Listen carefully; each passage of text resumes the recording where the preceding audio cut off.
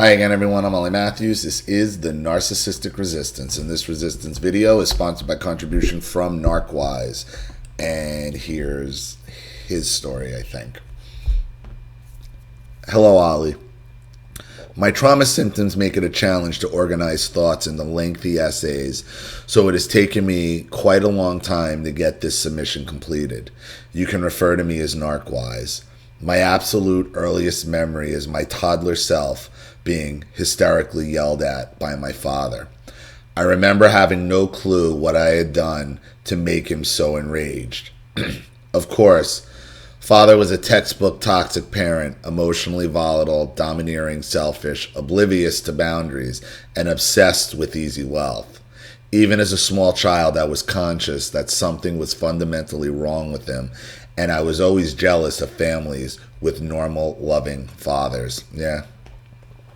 And, you know, it's amazing when people say, how could you remember something that young as being a toddler? And it's because when it happens, you know, when you have a traumatic experience like that, when you're broken and damaged at such an early age, you know, your brain then switches into this, like, this is how it's going to be. This is protective mode for you. When the attack comes from the person, one of the people that is supposed to protect you at all costs, when you learn a lesson like that as a toddler, it's right there and then it changes. And it like flips a switch in your brain where your brain then at that point becomes this super sensitive recorder. Because you are hypersensitive to everything that's going around because you don't know what's going to set them off. All you know is it's something you did that you can't figure out, that everyone else can see but you can't that moment. And the jealousy of families with normal loving fathers, yeah, mothers. With me it was mothers. Mother was a different kind of wrong. While she was rarely antagonistic to me, I could tell she was less than engaged with her role in the household as she spent the majority of her waking hours transfixed in front of the TV set. Every room in the filthy suburban Florida house where I grew up had a TV set. Father eventually told me that mother would not perform basic nurturing tasks like feeding and diaper changing after I was born. I never had any reason to disbelieve this. My sister was born 2 years after me. According to the official story, she seemed for all intents and purposes to be a normal infant until it was discovered that she was severely mentally disabled, i.e. nonverbal, after failing to reach expected developmental milestones as a toddler. Sounds to me like something happened. Maybe your father, sounds to me, if I had a guess from this point, sounds like your father had one of his rages on her and she shut down completely into being deemed on the autistic scale.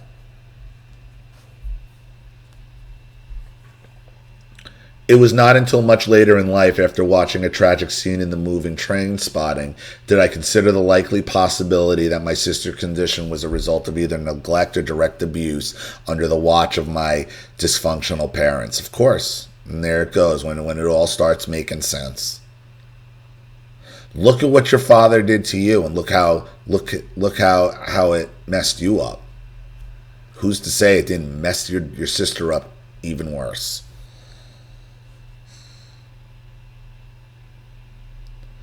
Father had been working as a chemist at the time, actually one of the very few times he had a respectable salaried employment. So I conjecture that he unwittingly exposed her to a toxic substance that destroyed her then budding mind. For all his excesses, I could never see him depraved enough to violently shake a baby into a semi-vegetative state. I'm not even sure if I want to know the truth. Wow. So you actually think that? Wow. So when you're saying severely mentally disabled, we're way past the autism. We're talking brain damage. Oh, wait. So wait a minute. We're talking like completely nonverbal and semi-vegetative state. Yeah, that just doesn't come about.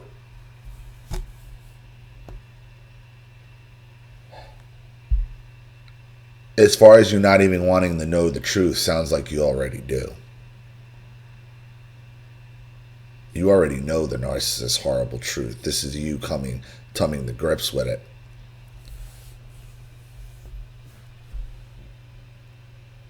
Rounding out the cast of this warped domestic sitcom was my younger brother. According to father, mother was determined to have her third child aborted. Presumably because of how my sister turned out, and father had to essentially keep her imprisoned in the house to prevent this from happening.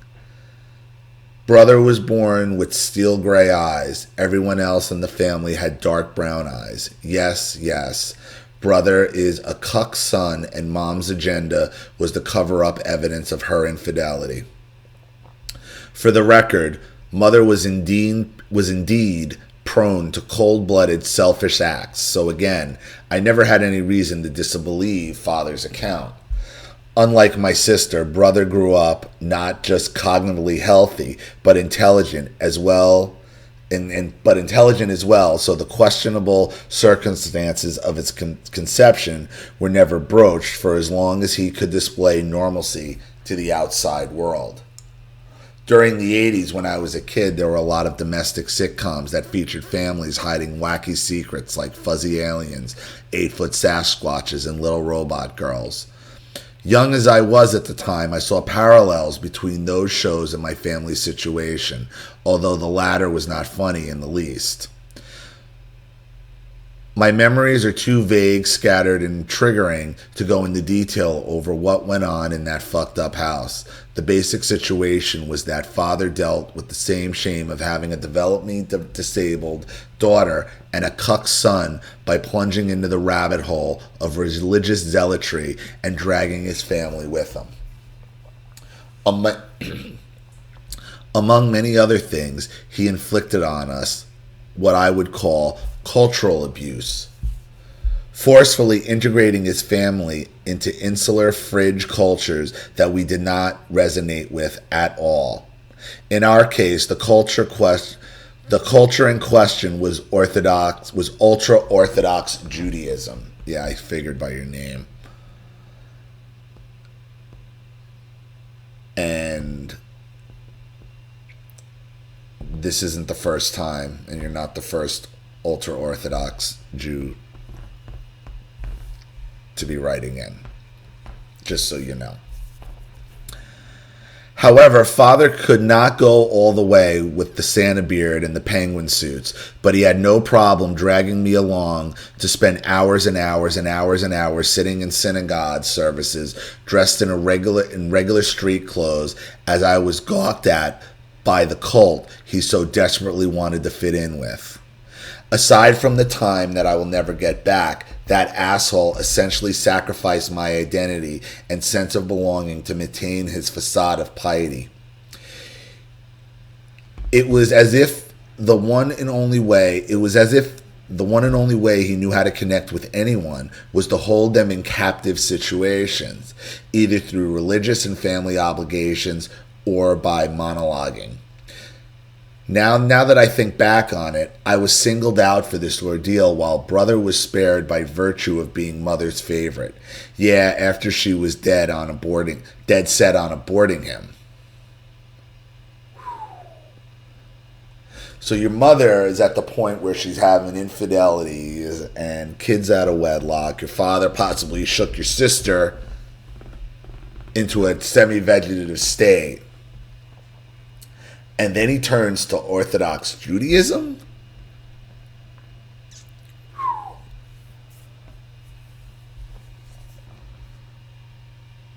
Makes sense in retrospect. Of his 3 children, I was the least shameful to him. Of course, my own shame was never father's concern. The self-perception of being an internal outsider was deeply and permanently imprinted into my soul. I overcompensated for this internal alienation by being the class clown in the outside world. I stunted emotional development, made me equate laughter with happiness and approval, but my warped upbringing often made my efforts at being the comic relief awkward, unsettling, and a beacon for bullies. Yeah, because you're overcompensating. You know, you're trying to be what your father wasn't. Funny, laughing, you know, making people happy. And I was never the class clown type.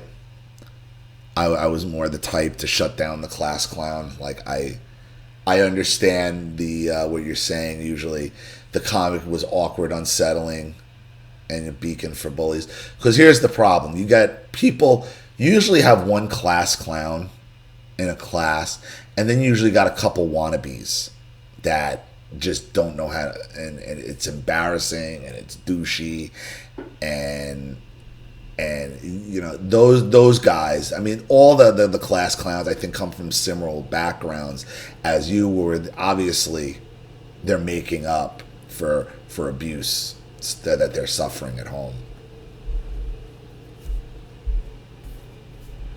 When I was 11, Mother got caught making a cuck of Dad again, and our sad excuse for a family splintered in two. Mom stayed with my retard sister and her favorited youngest while I was claimed by Father, each parent securing their own golden child before their separate ways.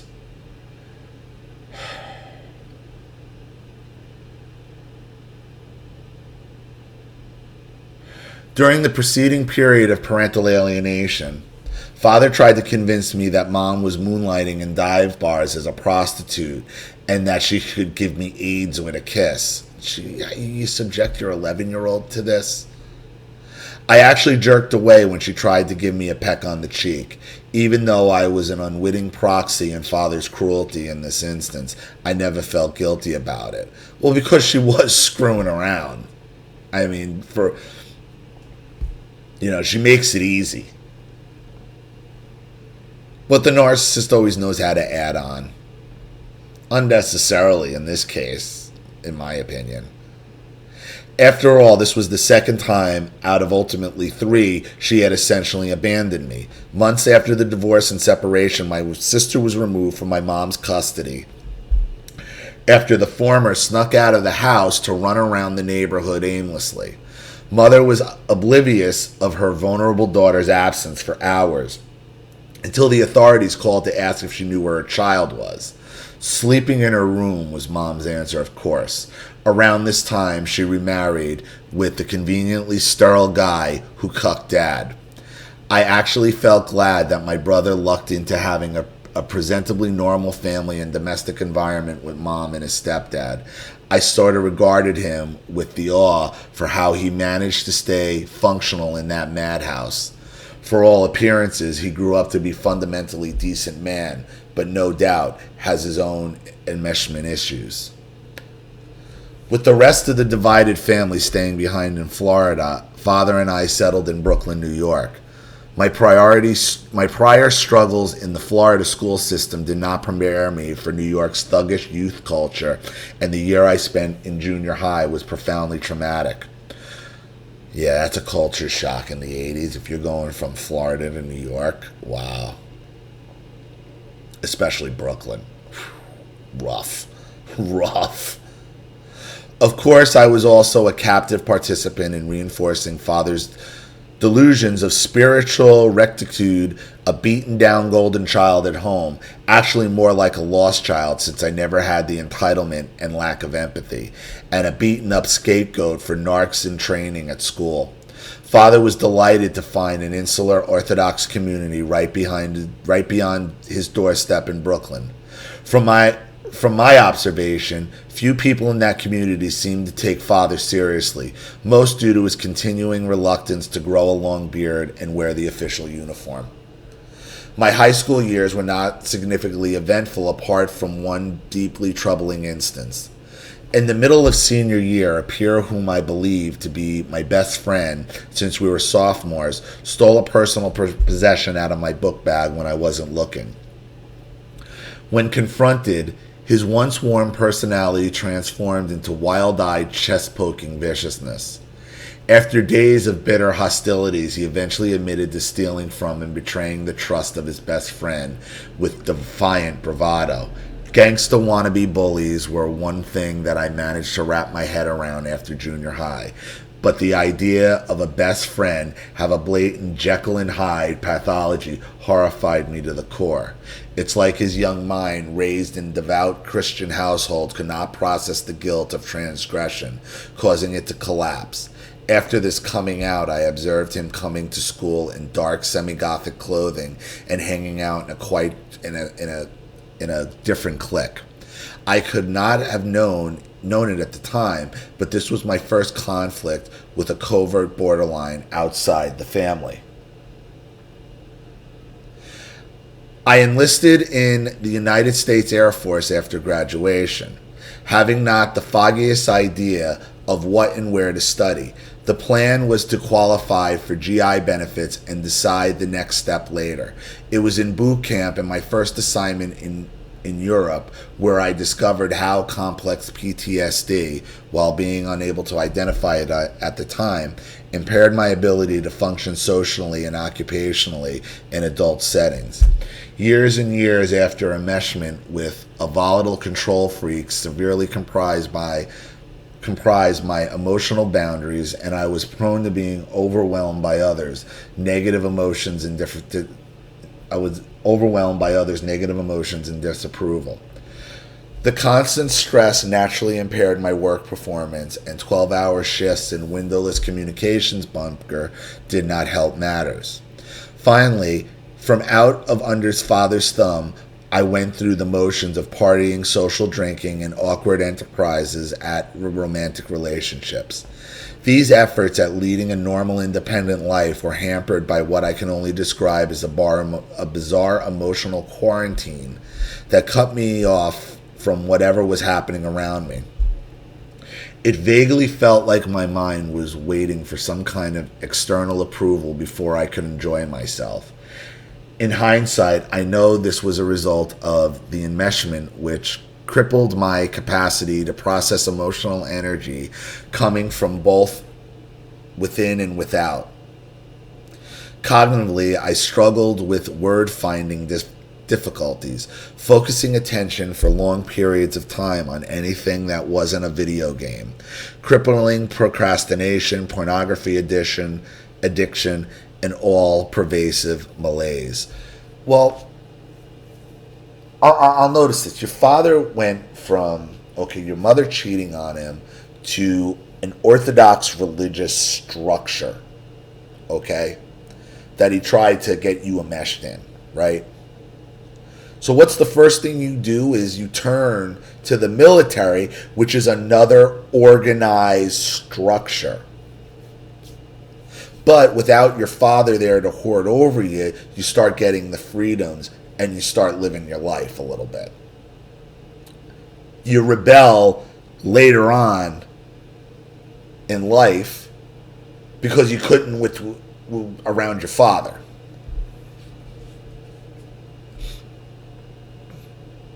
Convinced that a vacation would be therapeutic, I went on leave and accompanied father and his girlfriend to a Miami trip. Mother's family was a few miles away in Boca Raton, where they lived in a clean upper-class middle home. She made a nice living as a day trader and stock analyst after her remarriage. Curious how she never showed such an exponential streak before. She knew I was coming to Florida, but not that father was with me. I foolishly allowed myself to be conscripted into negotiating with mom for a short reunion between father and brother. I was 19 and still in the golden child, deep in the golden child role. My diplomatic efforts resulted in a bitter falling out with mother, and I've never seen or heard from her since. I would not see my brother again until over a decade later. I was initially shocked at how she could so coldly discarded me, but I remember not staying surprised for long. Why would you be just surprised she would discard you or anyone else at this point? Based on how you were raised and she was going to abort your brother, she has no problem discarding you. None, ever. You're just a pawn. It was the third and final time she had done so. Could it be possible that father engineered the scenario with the objective of permanently alienating me from the rest of the family? Could a loudmouth knuckle dragger really be that subtle? No. He could be, but that's not what happened. Listen, your mother has a propensity to discard at the drop of a hat. Your father doesn't seem to be all that subtle in anything he does. He seems to be a bumbling buffoon, so don't give him credit he doesn't deserve. Your mother was the one running around, screwing around, living a double life. Your mother was the one who was going to and then have an abortion to hide it.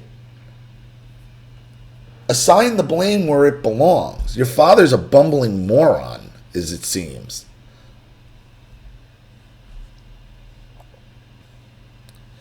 Upon returning to duty, my psychological condition was not improved but rapidly deteriorating. I made the mistake of self-diagnosing on the internet and convinced myself I was on the autism spectrum.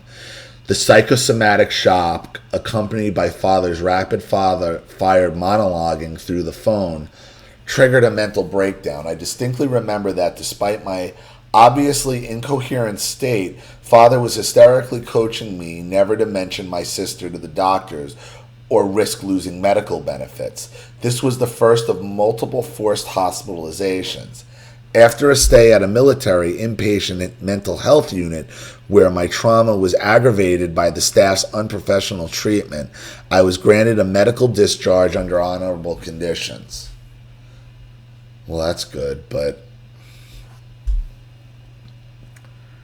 the autism spectrum thing is nothing more, okay? And I'm not minimizing it, all right? But this is my theory on a lot of autism, where autism is triggered by the narcissistic parent. And what you're dealing with autism is a hypersensitivity to anything you may perceive as an attack. What the heck? Sorry about that. Alright, sorry about that little technical glitch. So anyway, yeah, you are responding to your autism. It's a hypersensitivity. It's a hypersensitivity caused by when your father started fucking with you as a toddler and you just didn't know what to do with it. If you understood if you were researching narcissism instead of autism, you'd have been a lot better off. Because narcissism gets to the source. Back home, a few months post-discharge, I used a GI Bill and Pell Grants to subsidize my tuition at Brooklyn College, only a half-hour bus ride away. The vibrancy of campus life, markedly different from past schools and military service, was a boon to my strained mental health. However, I was continuing a habit I've developed since high school of pursuing unavailable women who were out of my league. In retrospect, I may have subconsciously been reenacting the trauma inflicted by my aloof mother. Let me explain something to you, dude. Okay? There's no woman out of your league. The problem isn't the woman's out of your league. The problem is how you're presenting yourself. Okay? No woman is out of any guy. Unless you're some hideous troll person. No, you got the wrong. It's how you're presenting yourself. It's your lack of confidence. It's your background. Why you're going after these women, but never think a woman's out of your league. You're just not approaching them the right way.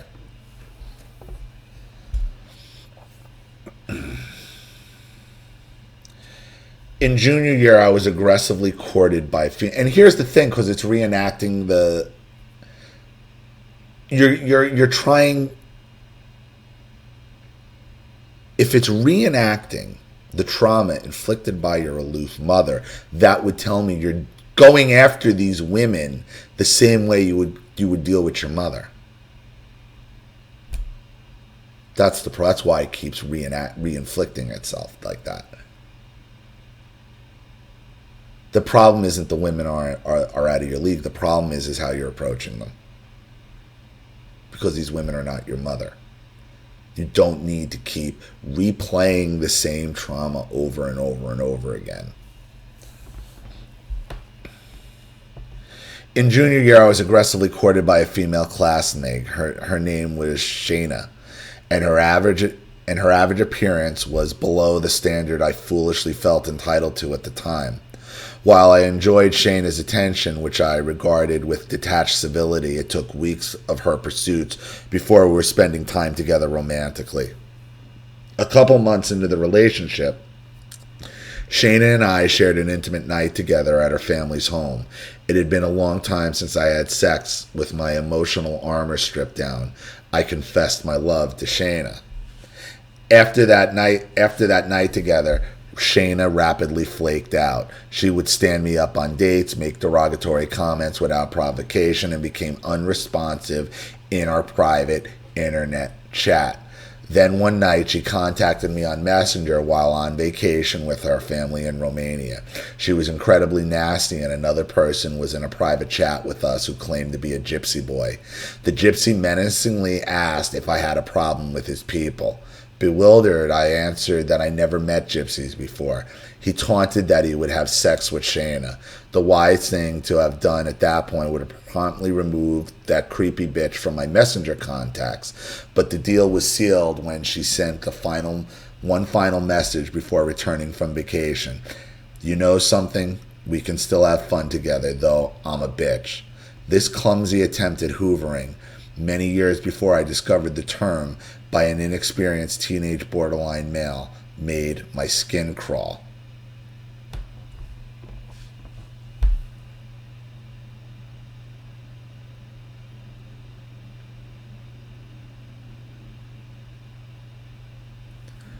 Well, you caught me here, because I'm assuming you're the male. This clumsy attempt at hoovering, many years before I discovered the term, by an inexperienced teenage borderline. Okay, I'm sorry. Not male. Made my skin crawl. Read it wrong. Yeah, but here's the thing, dude. Here's what I'm trying to tell you about you going after women who are out of your league. Okay, this girl, who you say is average looks, okay,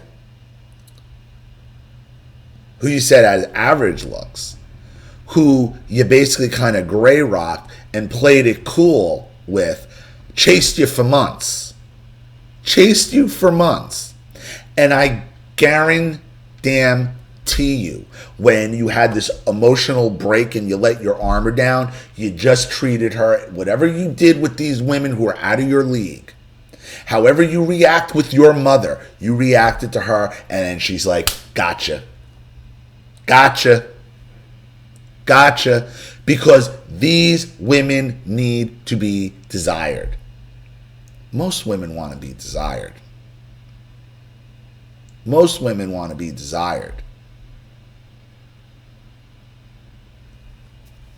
That's why she chased you, because she wanted what she couldn't have. And once she had it and knew she had you, because you obviously went back to your old ways, showed her who you really were, that's when, oh, okay, I can get away with whatever I want.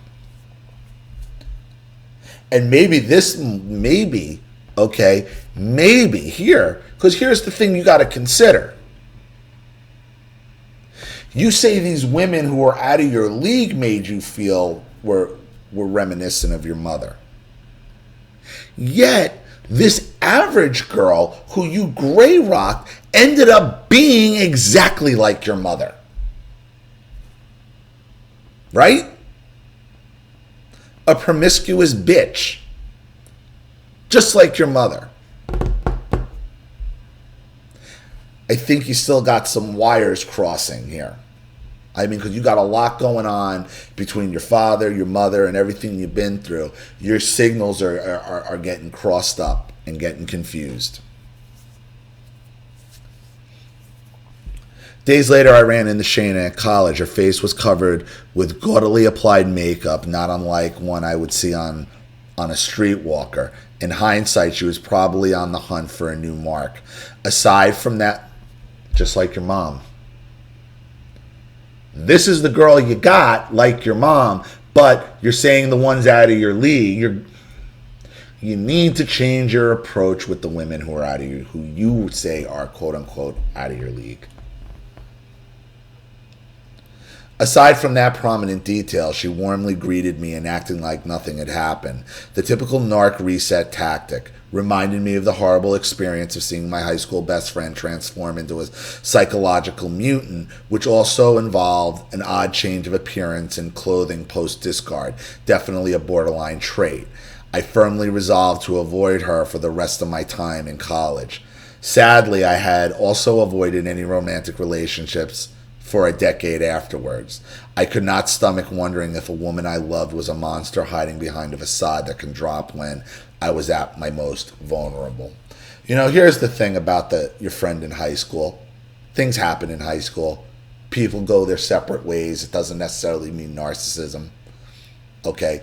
People react to bullying their own way. They want to get in different cliques for whatever reason. Look, you got to give a little when you're dealing with teenagers, because they're teenagers. It's high school. It's brutal on everybody. Okay? Not to minimize it because of everything else you went through, but high school's a time, especially when you went through it and where you went through it, everybody had a rough time. They did.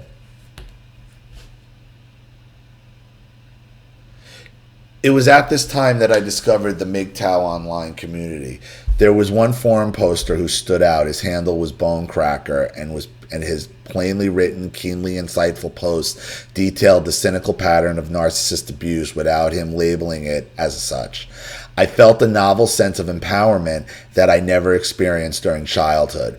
It was the effect of an experienced, benevolent elder passing on hard-earned wisdom, something my own father never could provide me. Father had been screwed over by con artists many times, and I had heard all his stories, but instead of learning from these experiences and thinking of the possible warning signs he missed, he allowed himself to sink into a bunker mentality where the blanket paranoia and catastrophizing were his only ways of dealing with the world and the only wisdom he could pass on to his progeny. I would eventually stop associating with the MGTOW scene when it became a playground for anti-Semitic nutcases. Sorry, Ollie, but these right-leaning anti-PC movements have ubiquitous baggage that must be acknowledged and addressed. Yeah, I'm not that big in the MGTOW movement either because they're crazy. I mean, a lot of them are nuts. I get it. I mean, I watch some of them, but I'm not one of these MGTOW for life people. Okay, they make a lot of valid points on gender inequality against men. Okay, and things women get away with, but I have seen the anti-Semitism. Once you start yelling Israel and Zionism and all that, I'm pretty much, look. And I'm somebody, and this is coming from somebody who's been screwed over by Jewish people. Every time I've been screwed in life, it's been by somebody who's Jewish. Other than my parents, obviously. I mean, they're the ultimate screw artists. Obviously, my narcissist. But I'm talking in professional life. So like, I'm not an anti-Semite. I'm not like an apologist on the other side either. I acknowledge there's issues, but I get where you're coming from with the MGTOW thing. There's a lot of good MGTOW people, you know. Of all of them, I like Sandman the best. I know people don't like him. They think he's a little hacky. I like Sandman. The other ones,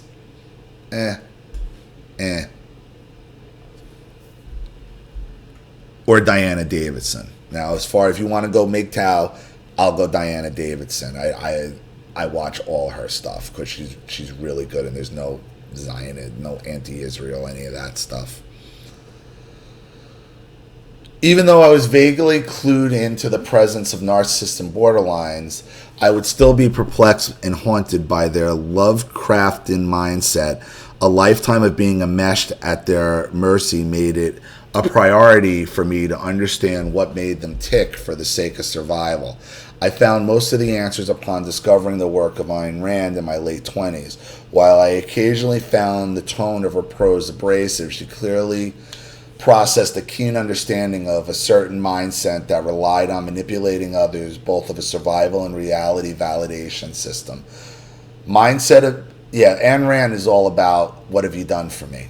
Like, you want my help, you need to earn my help. You need to deserve it. It's up to me who I help. That's Ayn Rand. I agree with. While not being academically rigorous, Objective brazenly exposes and confronts on the established philosophy is weaponized to gaslight and invalidate others for the benefit of authoritative agendas. Naturally, this would elicit narcissist rage and people invested in said agendas.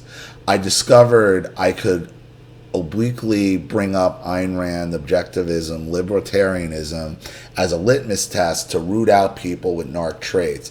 If they could discuss those topics intelligently, approving or disapproving, with good faith arguments, they would pass, while viscerally hostile reactions, vague moralistic commendations, filibustering, or deflections to political associations such as, do you know who Rand Paul is named after, signaled I was dealing with either a narc or a lackwit. This would mark the beginning of a long journey to break the binds of enmeshment and salvage my lost identity. Well, you can't go around screaming libertarian. Like, I consider myself a libertarian, pretty libertarian. I mean, the party's screwed up. But to use Ayn Rand as a test for everything, I mean, some people just don't understand politics, and you got to be real careful with that. I understand where you're coming from because the woman was brilliant, but to try to, if you're using it as a litmus test for your own recovery, that's one thing. But like, be careful of judging people using Ayn Rand and objectivism as your litmus test.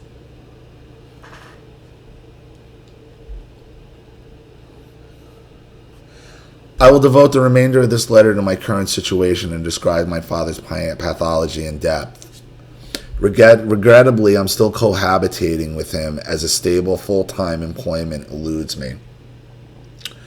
The most succinct description of my father is that he seems to be an autistic toddler in the body of a grown man. He turned our apartment into an isolated bubble universe where he arbitrarily determines what is or isn't real.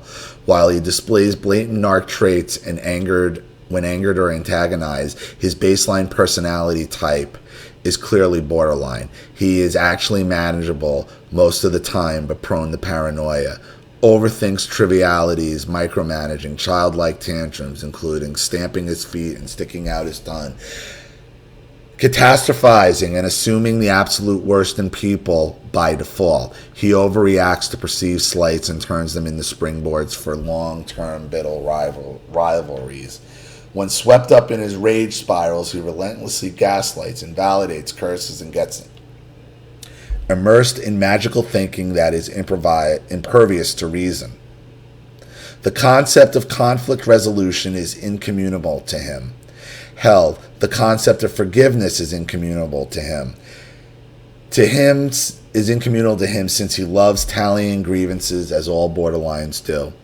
It's like his faculties for coping with adversity and antagonism are stunted on the lowest developmental, and instead of building them up, he would rather take for granted that the whole world is out to save him for a few trusted allies, i.e. enablers. Even in his lucid, least toxic states, he seems oblivious to interpersonal boundaries. This is most apparent when I watch him interact with strangers. He would lean into their spaces, reaching out with hand gestures while speaking, and I could see the discomfort on their faces, which he never notices. He often goes into long monologues. All right, I gotta say, there's some irony here, man. you tend to do the same thing. Just reading this, like, you go on and on and on and on. You monologuing yourself. So you pointing at him for monologuing, okay, it's going to be real easy for that to go bad. Okay, you're over explaining everything here. It's just, and what you're accusing him of, you're doing yourself. So you need to be careful here. You really need to take a step back and look at, like, if this is how you're going on with these unattainable women in the past, this could have been part of your problem. You need brevity. He often goes into long monologues, ignoring nonverbal cues of audience disinterest and even direct requests to stop talking. It is as if he cannot interact with another person in a way that validates their basic humanity. The gray rock strategy does not work on him because, unlike a traditional narcissist, father craves passive attention rather than reactions. He can become wounded and abusive if ignored for too long. At least this approach is getting supply does not drive him to casual sadism or sexual deviance, but it is, regardless, very emotionally draining to placate him, and I am left with little focus on my own affairs. I think you two might be emotionally draining each other because you're two grown-ass fucking men living together.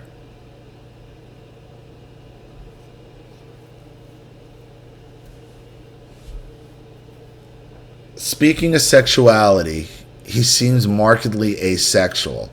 I have observed him with girlfriends in the past, but noted that these relationships lacked affection. I can scarcely remember when he has ever remarked on a woman's beauty. He also gets very uncomfortable at the sight of condoms and pornography, which I took for granted was a product of his religion's observances. Maybe mother had a good reason for cucking him. It's like you always say, Ollie, never stop digging. Yeah, probably. Maybe. I realize now I am lagging behind in my social and occupational development by decades because I was simply not raised by adults, but rather conscripted from birth to be an overgrown toddler's emotional support. Ollie, he grew me to be his enabling son mother. In any attempt on my part to self-differentiate and assert boundaries turns me into the devil in his eyes. I have officially exhausted my supply of fucks at this point. I understand, but that's not all he did to you. He also gave you his ability to monologue on and on and on and on and on and on and on.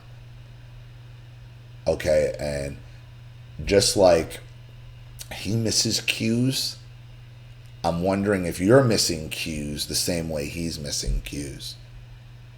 You have to make sure. Now, I'm not saying you're a narcissist at all, or you're the problem at all, because you wouldn't be here writing this if you were. You've had it with this. You want this to change. Okay? I am telling you this is not going to change until you're away from him. And I understand you don't have a job right now. And okay?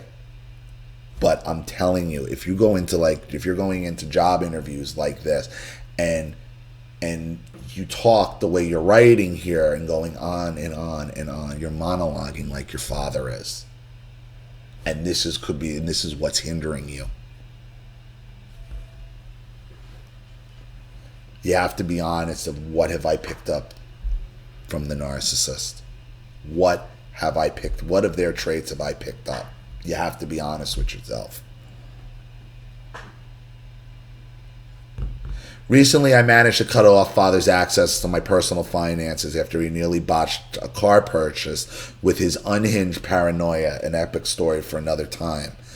The car is in my name, but I lack the confidence to drive after an accident years before. I've been successfully working at a tech startup for the past 6 months, but my employer currently owes me 7 weeks of back pay, and there is inadequate security to sign up for a rental, lease, or mortgage. My skill set and experience is in the field of GCI arts and animation.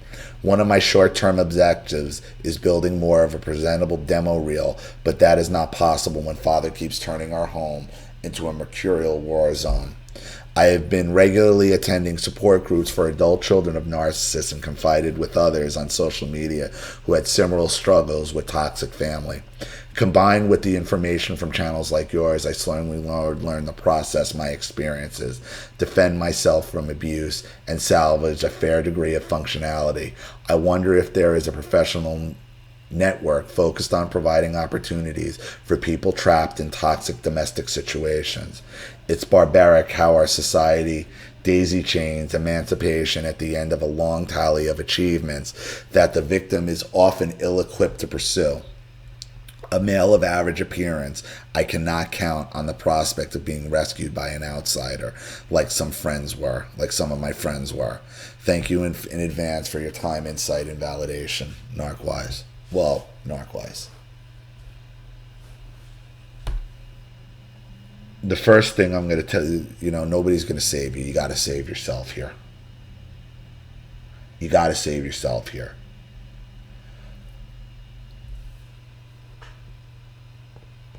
You have to, and I'm telling you, you have to realize when you monologue like this, you've picked up this monologuing ability, monologuing thing from your father. Okay? And it could be what's hindering you. And sometimes you just got to be honest and say, you know what? I know what I've picked up. I know the traits I picked up from my narc. My father's temper, my mother's impulsiveness. I mean, this is what it is. You're not going to get it under control until you acknowledge it. That doesn't mean you're at fault. What it means is you're still living in a toxic environment and nothing's going to change until you figure out how to change it, until you get away from it. A son mother, that's a new one. That's a new one. I mean, this is a very long story and very involved, but I mean, look at where you are. From the time your father yelled at you as a toddler. He owned you because you're still there now. The relationships, the weird stuff with the mother, how it was triggering you. These women that were out of your league were triggering you for how your mother treated you, but the one who acted the most like your mother was the one who chased you for months as you gray rocked her and didn't reveal she was your mother till after you let down. You just spilled your emotional baggage. So you still got a lot of your circuits crossing because you have so much going on, and your story does seem very involved. Okay? But you're going to have to, in your case here, you have to sometimes just take a step back and acknowledge the traits you picked up from the narcissist. Because if you can understand it, then you can control it, and then things you can get better in your own life. And that's what I had to do personally. So I hope that helps. Thank you so much for your contribution and your story. I really appreciate it. Thank you to everybody watching. Please leave any opinions or advice in the comment section below. And again, if you want your story read on the channel, you have a topic you'd like me to cover, a narcissist you'd like to expose, you'd like to set up a phone call, Skype, have a private video made, or a Facebook live chat, or you'd like to sponsor a video like this for someone who needs help and can't afford it, or just make a contribution to the channel in general to keep it growing, supported, and tongue-tied, supported and growing, whatever. Because remember, this channel survives 100% on contributions from all of you guys. Without you guys, all goes away. So if you like what you see here, you want to see more videos like this, or even a political video, you know what to do with the PayPal and email links in the description box. Also, please like and share this video wherever you can. Subscribe to my channel if you haven't. And be sure to click the subscription bell to be notified of all my video uploads. I'm Ollie Matthews. This has been The Narcissistic Resistance. Take care.